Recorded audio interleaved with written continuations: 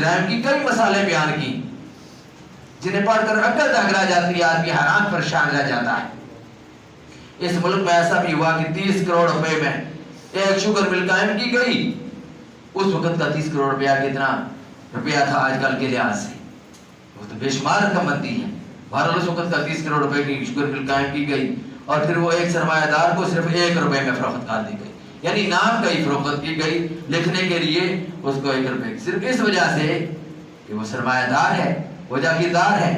اور اسی طرح غریب کو تو 1 روپے میں ایک روٹی بھی نہیں مل سکتی، لیکن سرمایہ داروں کے لیے آج بھی آپ اندازہ لگا سکتے ہیں، آج بھی جو بڑے لوگ ہیں جن کی تنخواہ 60 لاکھ 70 لاکھ روپیہ ہے، وہ بجلی کے بل نہ جمع کرائیں، ان کو معافی ہے، 2000 یونٹ تک ان کو معافی ہے۔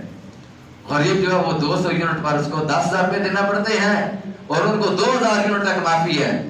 غریبوں کے ٹیکس، غریبوں کے پیسے جو ہے وہاں پر پہنچتے ہیں اور ان کو معافیاں دی جا رہی ہیں، جن کی تنخواہ 70 لاکھ 60 لاکھ ہیں، جو بڑے افسر، جو چیف جسٹس ہیں، جو جنرل کرنل ہیں، جو بڑے ہیں اس ملک کے، ان کے لیے خصوصی رعایت ہے، تنخواہیں ان کی زیادہ ہیں، مراعات یافتہ وہ ہیں، ہر قسم کی سہولیات ان کو دی جاتی ہیں۔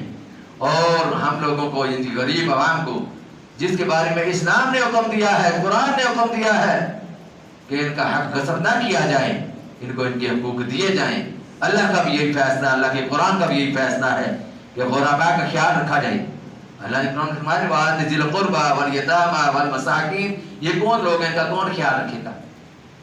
اسلام میں جو نظام حکمرانی ہے اس میں سارا جو ہے حکمران کا کام ہوتا ہے۔ اگر یہ کام نہ ہوتا تو عمر رضی اللہ تعالیٰ عنہ فرماتے کہ دریائے فرات کے کنارے اگر کتا بھی پیاسا مر گیا تو عمر کو اس کا حساب دینا ہوگا۔ اس لیے انہوں نے یہ بات فرمائی تھی، ڈر تھا، خوف تھا آخرت کا۔ آج ہم دیکھیں ساری عیاشیاں اپنے لیے، ساری مراعات اپنے لیے، تو یہ سب کچھ اس لیے ہے کہ یہ فساد فی الارض ہے، یہ فساد فی الارض ہے۔ تو اس ملک میں ایسا بھی ہوا کہ ایک حکومتی عہدیدار نے ہوٹل خریدا قرضہ لے کر، قرضہ دیا گیا اور بعد میں پھر یہ قرضہ دیا گیا، ہوٹل خریدا گیا، پھر بعد میں وہ قرضہ معاف کرا دیا گیا، مفت میں ہوٹل۔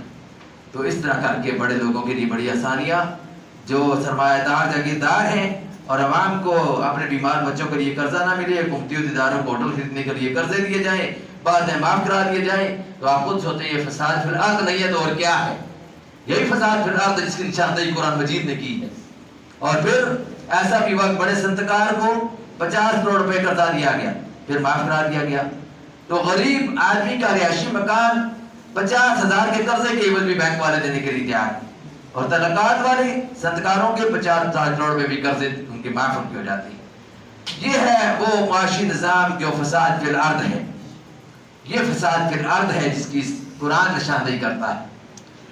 تو کاش اللہ کا کوئی بندہ ان حکومتی عہدیداروں اور سرمایہ داروں اور صنعتکاروں کو سمجھائے کہ خدا لوٹ کھسوٹ کرنے والوں کو پسند نہیں کرتا، اور اللہ کا حکم ہے کہ لوٹ کھسوٹ بند کی جائے، اور اللہ کا حکم ہے کہ یہ جو کرپشن ہے اس سے باز آیا جائے، امانتوں میں خیانت نہ کی جائے، خیانت کاری نہ کی جائے۔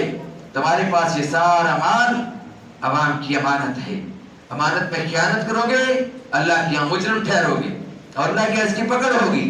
تم نہیں جانتے کہ اس ملک کے 61 ملین جو افراد ہیں وہ پینے کے پانی کی سہولت سے محروم ہیں، پینے کا پانی میسر کرنا بھی حکومت کی ذمہ داری، اور 54 ملین افراد جو ہیں وہ علاج معالجے کی بنیادی سہولیات سے محروم ہیں، ان کو یہ سہولیات میسر نہیں ہیں۔ 5 سال کی عمر کے 38% بچوں کو مناسب غذا نہیں ملتی، اور پھر اسی طرح 49 ملین بالغ افراد تعلیم کی نعمت سے قطعی طور پر محروم ہے۔ سرمایہ دار کا بچہ جو ہے وہ دن میں کتنے پیسے کھا جاتا ہے، غریبوں کے بچوں کو بعض مہینوں کے بعد بھی اتنے پیسے نہیں ملتے جتنے وہ ایک دن میں کھا جاتے، تو ان کے لیے ساری عیاشی۔ تو اللہ نے منع فرمایا اس چیز سے، اللہ نے فرمایا تولى سعى في الارض ليفسد فيها ويهلك الحرث والنسل والله لا يحب الفساد۔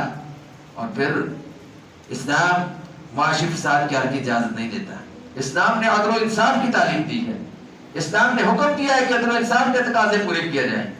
اسلام کا نظام تو وہ نظام ہے کہ حضرت عمر فاروق رضی اللہ تعالیٰ عنہ ممبر پر بیٹھتے ہیں تو کوئی تقریر کرنے کے لیے تقریر نہیں کرنے دیتا، کھڑا ہو جاتا ہے ایک آدمی، کھڑے جاتے ہیں سلمان فارسی، وہ فارغ سے آئے ہوئے ہیں، باہر کے ہیں، کھڑے ہو جاتے ہیں، کہتے ہیں عمر بعد میں کرنا، پر یہ بتاؤ یہ کپڑا کہاں سے دیا؟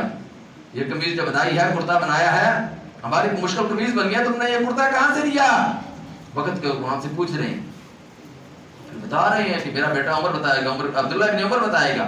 عبداللہ ابن عمر نے کھڑے ہو کر بتایا کہ میرے حصے کی جو قمیض تھی، کپڑا تھا، وہ میں نے والد صاحب کو دے دیا، تو اس کے نتیجے میں ان کا کرتا بنا۔ پوچھنے والے پوچھتے ہیں اور پوچھنا چاہیے، یہی ہم سے ملتا ہے، یہی ہمیں سبق ملتا ہے اسلامی حکومت سے۔ عمر رضی اللہ عنہ سے جب آدمی پوچھ رہا ہے تو پوچھنا چاہیے، خاموش نہیں رہنا چاہیے، اپنے حقوق کے حق میں آواز اٹھانا چاہیے۔ اس سے بڑا ظالم کوئی نہیں ہو سکتا جو اپنے حق کے لیے بھی آواز نہ بلند کرے۔ ظلم ہو رہا ہو، زیادتی ہو رہی ہو، اس کو بدعنوانی اور بد انتظامی کا شکار ہو، پھر بھی وہ آواز نہ اٹھائے۔ اسلام کرپشن اور بدعنوانی کو قطعی طور پر برداشت نہیں کر سکتا ہے۔ اسلام چند ہاتھوں میں دولت کے ارتکاز کو ہرگز پسند نہیں کرتا، اس لیے اسلام نے زکوٰۃ کا نظام جاری کیا ہے۔ اسلام دولت کی منصفانہ تقسیم کی یقین دہانی کراتا ہے اور کہتا ہے کہ انصاف کے ساتھ منصفانہ یہ دولت جو ہے اس کو تقسیم ہونا چاہیے۔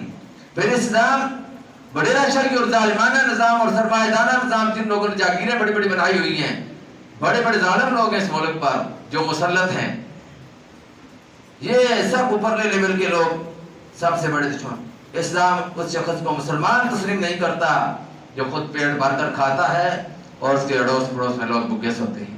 حضور نے فرمایا کہ وہ مومن نہیں ہے، واللہ لا یؤمنون، واللہ لا یؤمنون، واللہ لا یؤمنون، 3 مرتبہ فرمایا، خدا کی قسم وہ مومن نہیں ہے جو خود تو پیٹ بھر کر کھائے اور اس کا پڑوسی جو ہے اس کے پہلو میں اس کا پڑوسی بھوکا رات کو سوئے۔ تو یہ معاشی نظام اسلام کا بنایا ہوا نظام ہے۔ اسلام چوروں، ڈاکوؤں، لٹیروں، غاصبوں کے ہاتھ توڑتا ہے اور انہیں انسان بناتا ہے۔ انسان بن جاؤ، ظلم نہ کرو۔ اللہ کی زمین ظلم کے لیے نہیں پیدا کی گئی۔ پھر ظالموں کے ساتھ چلنے سے بھی اللہ نے منع کیا ہے۔ اللہ کے نبی صلی اللہ علیہ وسلم نے بھی منع فرمایا ہے۔ حضور صلی اللہ علیہ وآلہ وسلم نے فرمایا ہے، ما مشى مع ظالم ليقويه، جو آدمی کسی ظالم کے ساتھ چلا کہ اس کو قوت پہنچائے، وهو يعلم انه ظالم، اور وہ جانتا کہ وہ ظالم ہے، فقد خرج من الاسلام، وہ اسلامیت سے خارج ہے۔ اللہ کے نبی صلی اللہ علیہ وسلم نے بڑے سخت الفاظ استعمال فرمائے، ظلم کا ساتھ نہ دو، ظالم کے ساتھ نہ چلو، ظلم اگر ہو رہا ہو اس کے خلاف آواز بلند کرو۔ اللہ کے نبی صلی اللہ علیہ وسلم کی ایک حدیث نہیں، 2 حدیثیں نہیں، بے شمار حدیثیں اس پر۔ تو اس پر اسلام ہمیں جو سبق دیتا ہے، میں اور آپ اس ملک عزیز سے معاشی فساد اور ظلم و ستم کو اگر ختم کرنا چاہتے ہیں تو یہ اپنی سطح پر کوشش کرنی چاہیے۔ ہم کہیں گے ہم اپنی سطح پر کیا کوشش کریں، ہمارے لیے سبق ہے اس کبوتر میں، اس پرندے میں جو حضرت ابراہیم علیہ السلام کی آگ بجھانے کے لیے چونچ میں 2 قطرے پانی لے کر جا رہا تھا۔ راستے میں فرشتے نے اس سے پوچھا کدھر جا رہے ہو؟ اس نے کہا ابراہیم علیہ السلام کو آگ میں ڈالا گیا ہے، ان کے لیے چونچ میں 2 قطرے پانی کے لے کر جا رہا ہوں۔ اس نے کہا ان قطروں سے پانی کی آگ تو نہیں بجھے گی، یہ 2 قطرے کیا کریں گے؟ اس نے کہا میرا کام ہے اپنا فرض ادا کرنا، میں اپنا فرض ادا کرنے کے لیے جا رہا ہوں، آگ بجھے یا نہ بجھے مجھے اس سے کوئی سروکار نہیں، میں نے اپنا فرض ادا کرنا ہے۔ ہر ایک آدمی اگر یہ سمجھ رہے کہ ہم نے اپنا فرض ادا کرنا ہے، ہم نے اپنا فرض ادا کرنا ہے، تو ہر آدمی جب فرض ادا کرے گا تو سارے مسئلے حل ہو جائیں گے۔ بعد جب اپنے حقوق کے لیے آدمی کو اٹھنے کی اسلام بھی اجازت کہتا ہے، قرآن بھی کہتا ہے، اللہ کے نبی صلی اللہ علیہ وسلم بھی بات ارشاد فرماتے ہیں۔ تو اس ملک کے اندر لافانی معاشی ہدایات جو اسلام نے ہمیں دی ہیں وہ نہیں ہے، عدل نہیں ہے، انصاف نہیں ہے، معاش نہیں ہے، روزگار نہیں ہے، سہولیات میسر نہیں ہے، علاج معاوضہ نہیں ہے، غریبوں کے لیے کسی اسپتال میں جانا، بڑے اسپتال میں جانا عذاب ہے۔ تو یہ ساری چیزیں اسلام جو ہے، ہمارے سامنے اسلام کا انداز قرآن مدینہ کی اسلامی ریاست موجود ہے، ہمارے سامنے خلفائے راشدین نمونے کے طور پر موجود ہیں، ان کو اگر دیکھا جائے تو معلوم ہوتا ہے کہ اسلام کس طرح کے معاشی نظام کی ہمیں تعلیم دیتا ہے۔ تو یہی تعلیم کہ اٹھو میری دنیا کے غریبوں کو جگا دو، کاخے عمرہ کے در و دیوار ہلا دو، جس کھیت سے میسر نہ ہو دیکھاں کو روزی، اس کھیت کی ہر کوشش گندم کو جلا دو، اور نہ سمجھو گے تو مٹ جاؤ گے غافل مسلمانوں، تمہاری داستان تک بھی نہ ہوگی داستانوں میں۔ جمعہ کے بعد تھوڑا سا احتجاجی علامتی احتجاج کے طور پر سارے لوگ پورے ملک میں کر رہے ہیں، کرنا چاہیے، बिजली के बिलों की इस मुल्क के अंदर इंतहाई ज़्यादा जो कीमत, इंतहाई ज़्यादा बिल आ रहे हैं, ज़्यादा कीमत पर बिल आ रहे हैं, उसकी वजह से लोग खुदकुशियाँ कर रहे हैं, उसकी वजह से लोग मर रहे हैं, लड़ रहे हैं, घरों के अंदर फसाद हो रहे हैं। बेशुमार खबरें हैं इस पर। अभी मैं आपको खबरें सुनाने के लिए नहीं बैठा, मैं आपको सिर्फ ये बताना चाहता हूँ कि हालात बड़े गंभीर हैं, हालात बड़े खतरनाक हैं। नहीं उठोगे मारे जाओगे। बच्चा जब रोता है तो माँ उसको दूध देती है, वो खामोश रहे, कहती है ठीक है सोया होगा, अपना काम काज करते रहो। इसलिए थोड़ा चलना चाहिए। हमारे इस चलने में खैर बरकत होगी, हमारे चलने की वजह से अल्लाह ताला हमारी मुसीबत को दूर करेगा।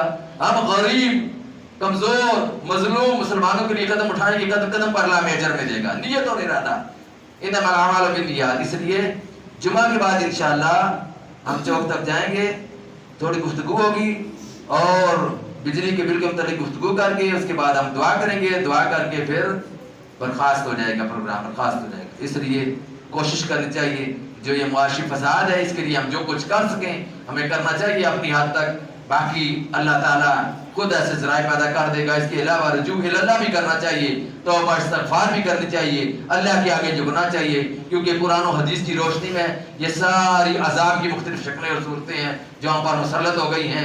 अल्लाह हमें माफ़ फरमाए। वाखिर दवाना अल्हम्दुलिल्लाहि रब्बिल आलमीन।